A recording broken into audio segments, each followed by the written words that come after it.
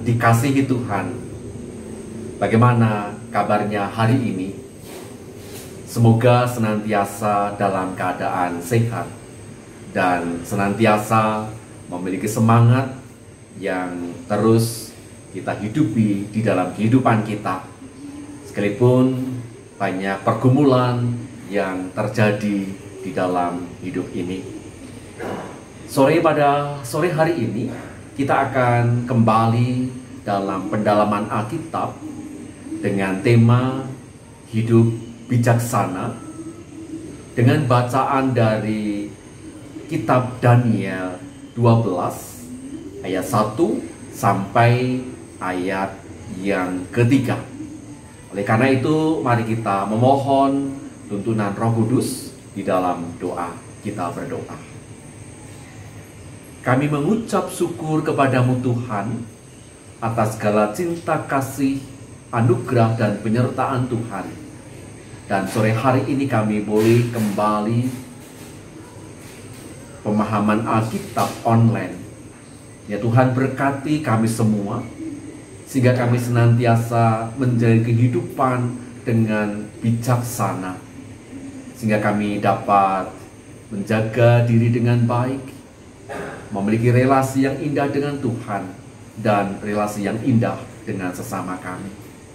Di dalam Kristus kami berdoa. Amin.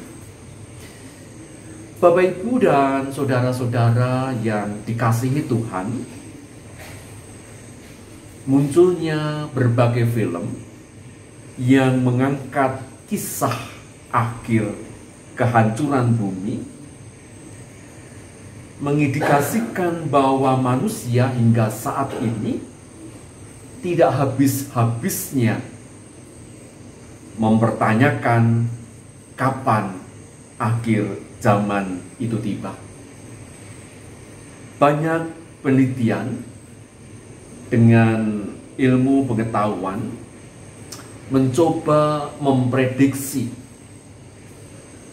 tentang zaman akhir yang dihubungkan dengan pemanasan global dan juga beragam bencana dan sakit penyakit yang terjadi. Tetapi ada juga yang pernah mencoba memprediksi kedatangan zaman akhir dengan dalih menerima pewahyuan dari Tuhan. Sebagaimana disampaikan oleh firman Tuhan di dalam ayat 4, dikatakan banyak orang akan menyelidikinya. Kepada Daniel, firman Tuhan mengatakan, sembunyikanlah segala firman itu dan meteraikanlah kitab itu pada sampai akhir zaman. Tentang waktu kapan persisnya zaman akhir itu datang adalah menjadi rahasia Tuhan.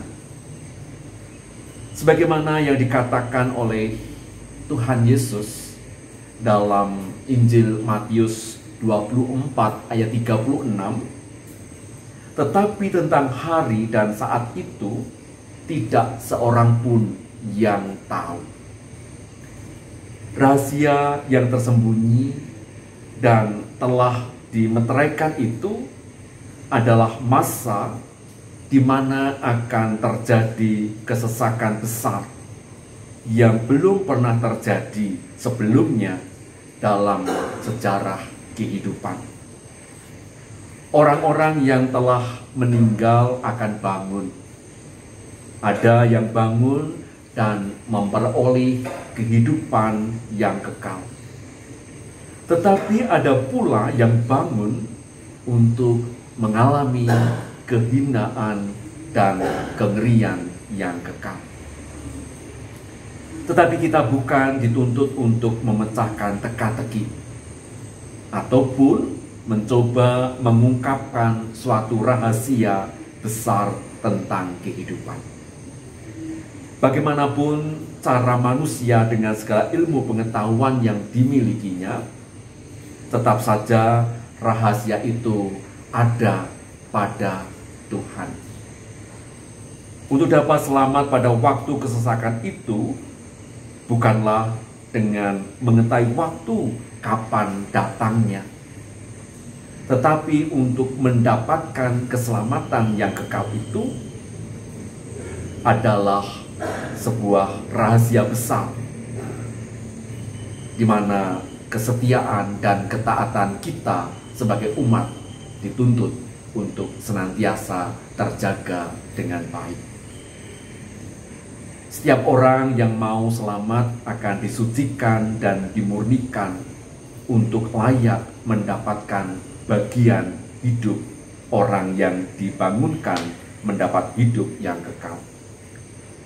Selama kita hidup adalah merupakan ujian. Siapa yang bertahan sampai akhir akan memperoleh keselamatan. Maka kita memahami firman Tuhan ini bukanlah berita yang menakutkan, seakan-akan Tuhan akan datang dengan maksud pembinasaan.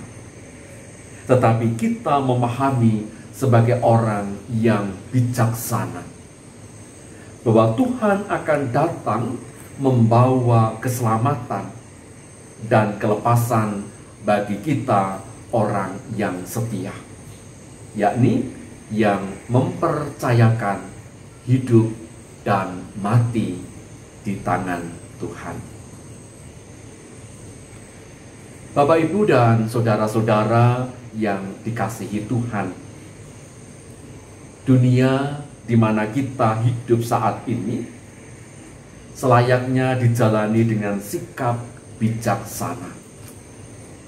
Yang pertama, bijaksanalah dalam menghadapi pergumulan hidup,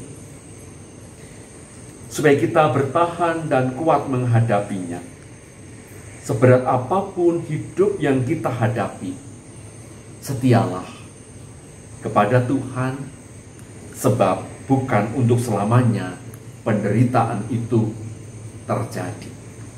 Yang kedua, bijaksanalah memakai harta benda yang ada pada kita.